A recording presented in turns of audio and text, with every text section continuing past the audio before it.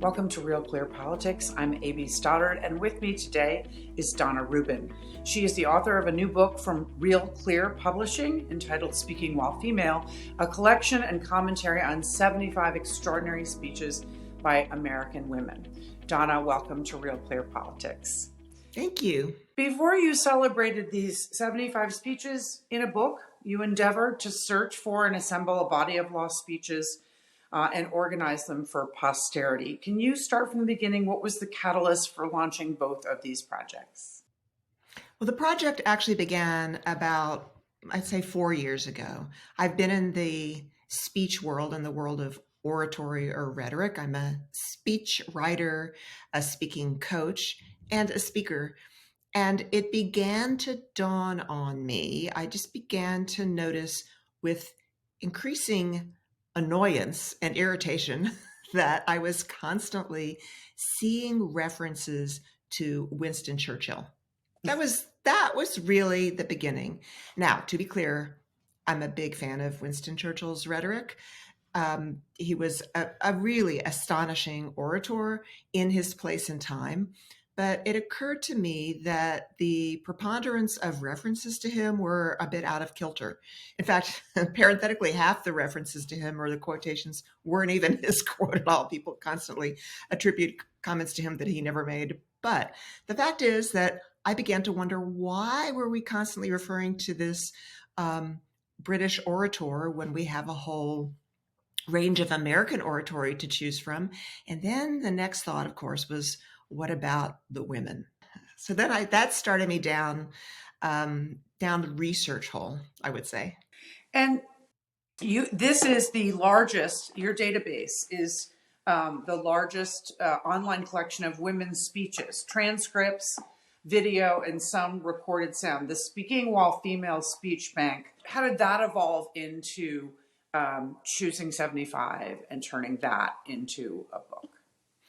Well, it really was a process that took place over some years. My first impulse, of course, was just to prove the Churchill quoters wrong. And then, of course, I started thinking about the American men that are in the so-called canon, right? The canon that we think of, the great lionized speakers, the Patrick Henrys, the Abraham Lincolns, Frederick Douglass, Martin Luther King, JFK, RFK, even Billy Graham and Ronald Reagan, constantly hearing accolades accorded to these male speakers. And very seldom do we hear women's speeches incorporated into the narrative of American history. The few exceptions might be Elizabeth Cady Stanton and Susan B. Anthony. Maybe occasionally someone might remember Helen Keller, or more recently a Shirley Chisholm or Anita Hill. But in general, we have cultural amnesia with regard to women speakers. So I first created this speech bank. And yes, it is the largest online repository of women's speeches. But out of those thousands of speakers given by women around the world and across time, I decided to cull from them a collection of American women speakers, a collection that began with the very origins of our nation, back to the Puritan era, the 1600s, to the present. So that was the first step, was to collect all the speeches I could get my hands on, historic speeches, and then to cull from those a selection that told the story of the creation and the formation of our nation. So who were the first women speakers in America, and what were the things that they spoke about? The earliest speakers that we know of in America were, without doubt, indigenous women. Now, many indigenous cultures were not what we would call literate. They didn't have a written language, but of course they had a very long, august oral tradition. And in many of their communities, they were matrilineal, or else they held women in very high esteem within their communities. Women held positions of political power, communal power. Very often women would serve in negotiations between intra-tribal, or when the Western settlers came, they would serve in treaty negotiations. And the earliest recorded speeches we have, or oral speech we have, is from those encounters. But of course, there are many hundreds, if not thousands, that we don't have because we simply don't have a recording of them. So that's the indigenous part of the record. In terms of colonial settlers or European settlers who came here, we have a very large acknowledgement or record of itinerant speakers. That is, women who were religiously inspired, who traveled around, usually the eastern seaboard, moving into, I guess, what was considered the West, Ohio, and those areas, but they were divinely inspired, and they would speak about their religious calling, and they would speak to white audiences, to Black audiences, to indigenous audiences. Sometimes they would go into prison populations. But of course, their words, by and large, have been forgotten too. We know the names of a lot of these female speakers, but we don't have their recorded words. Very, very few of them that we have recorded and we know about. And the ones that we have, I've championed and tried to put a spotlight on. Well, you write about how much has been lost and how little was recorded and published, and it's crushing. Why have women's speeches been so ignored and left out of our history, and what are the factors that contributed to this loss? Well, I think there's a number of ways to answer that, but the big answer, of course, is that the powers that created our history, the people, the historiographers, I guess you would say, weren't really very interested in women, in what women had to say.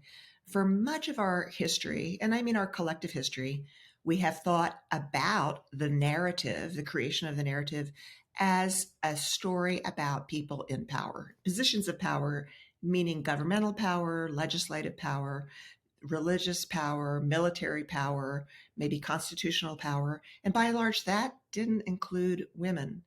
And it really wasn't until the movement that arose in the 1960s or 70s, social history, that we came to more fully appreciate that history was not just a recording of what people in positions of authority and power did, but a collection of all humanity, or a reflection of all humanity, people from all strata of humanity.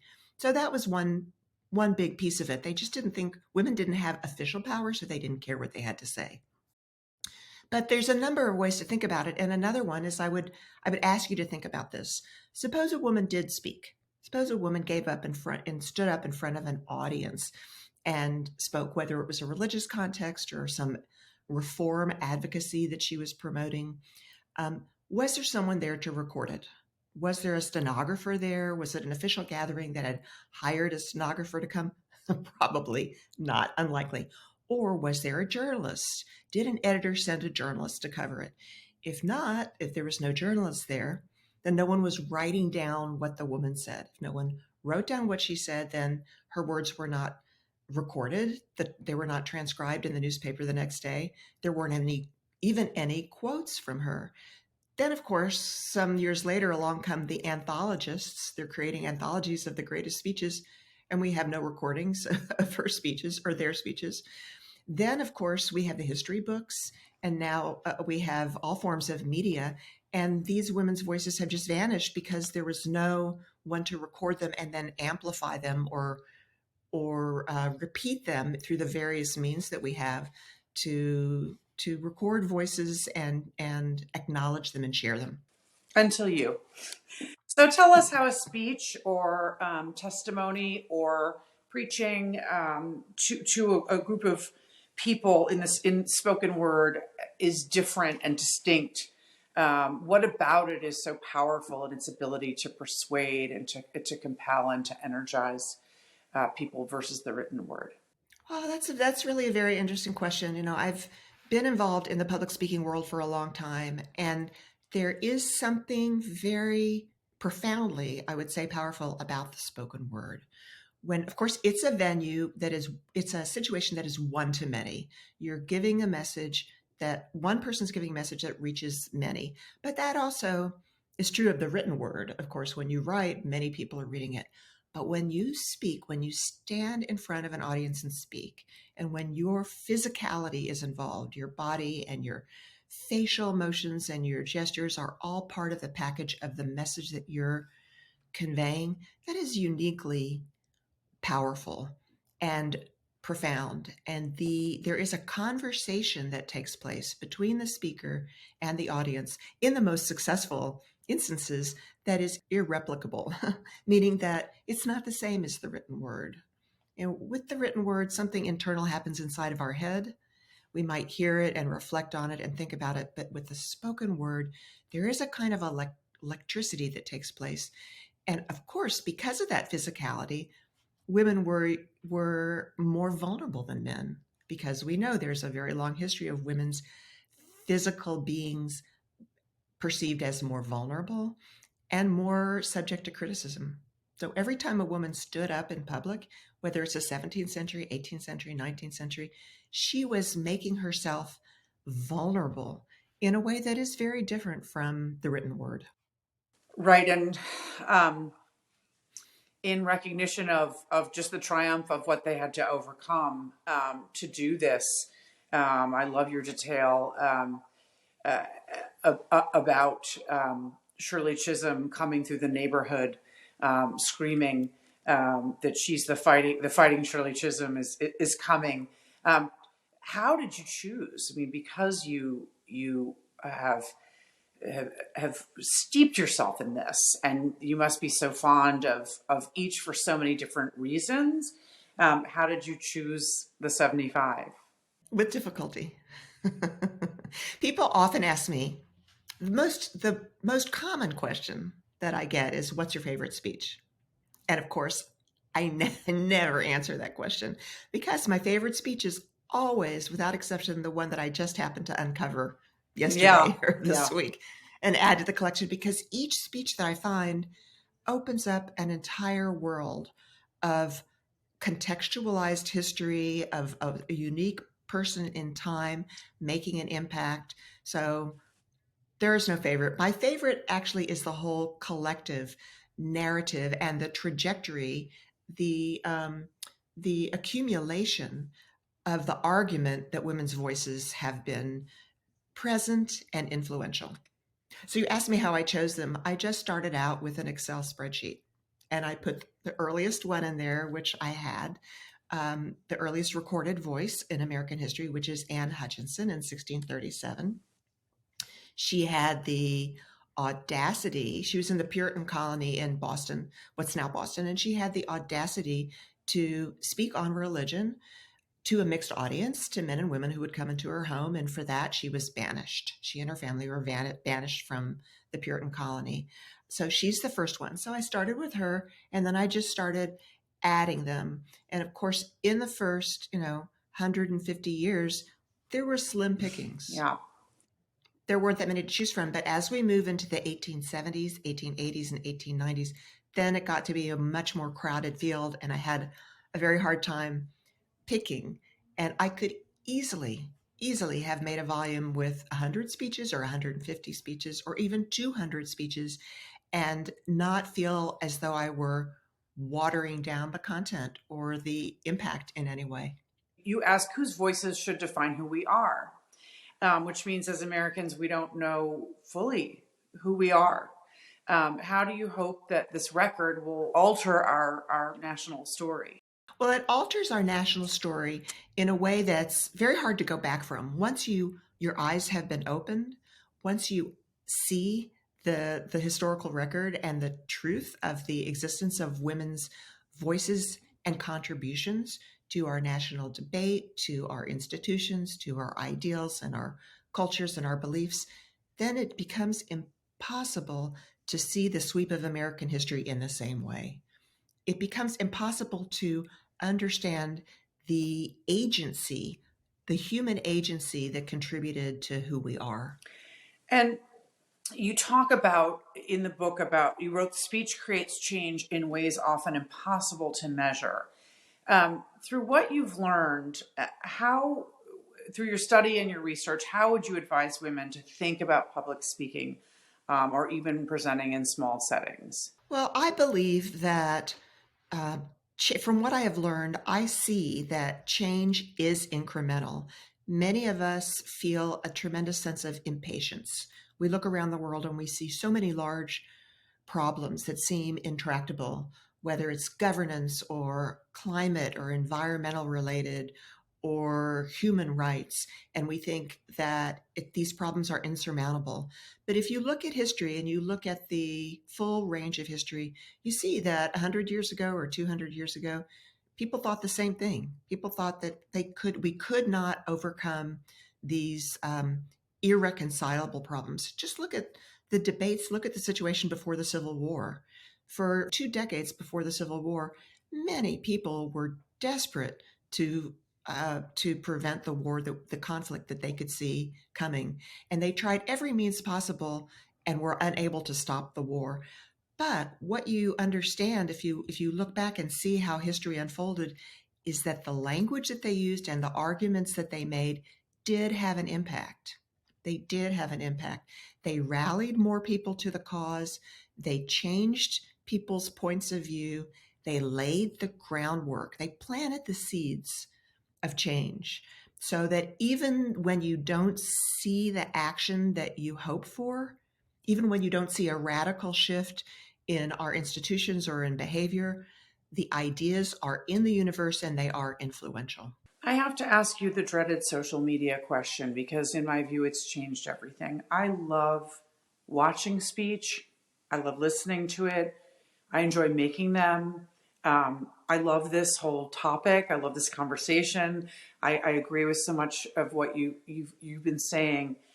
Is speech making, in your view, less influential now that we don't gather around a nightly news where we would hear universally about a powerful speech as when we were growing up? That my children are Generation Z and they only know about something if it comes across their feed. They gather less in person. They gather online. They don't speak to each other as much as they text.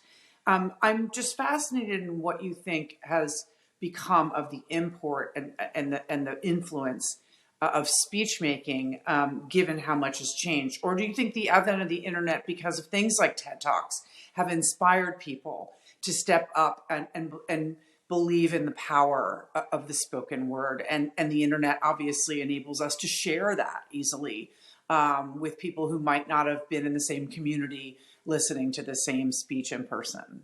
I think that you answered the question in the asking of it. So yes, I agree with you. In general, content, all forms of content are diminished by the overwhelming deluge of content that we are all exposed to, and you might even say bombarded by every day. And with that sheer volume of content, every piece of it is going to be diminished. We no longer, you're correct, we no longer do summon an audience around the television to watch, the State of the Union or other addresses. But just look at the State of the Union. Just look at Biden's speech. Just look at the speeches that Biden just gave in Poland and Putin gave in Russia just yesterday, the day before. Speeches do matter. And that's because we still have a class of people, a class of, educated and engaged audiences, people who are engaged with the politics and issues of the day, who do listen and are influenced. Unfortunately, more people are scrolling through their feeds, looking at TikTok or looking at, Instagram Live. But I still believe in the power of speech. And also, we are still a religion, we are still a nation that has faith. In general, there are still millions of people who participate in in some kind of religious faith. And don't forget, they are listening to ministers or they're listening to religious leaders on a weekly basis, if not more. So I still believe in the power of the podium and the power of the spoken word. Donna, finally, what is your vision of the audience for this book? What do you hope to accomplish with the book? Well, of course, I want women and girls everywhere to read it, and men too. But in particular, my hope is that this book will be used alongside social studies, course books, textbook curriculum, history books. I want women's voices and the history of women speakers to be included in every course that teaches about American history. I want women and girls especially to know that we have a past of speaking, of oratory, that is accessible to us and can inspire and motivate us to use our voices and to speak up for the causes that we believe in and for the world that we hope to live in. Well, thank you so much for your work, Donna, and it's amazing. And thank you so much for this conversation. This is the book again, but I want to remind everybody to access the database and hopefully build on it. The Speaking While Female Speech Bank, with thousands of speeches from women around the world and across time. It's a free resource and the largest online collection of women's speeches. And hopefully it can be celebrated, amplified, and built upon. Thank you again, Donna, and thank you for joining us today on Real Clear Politics. Thank you.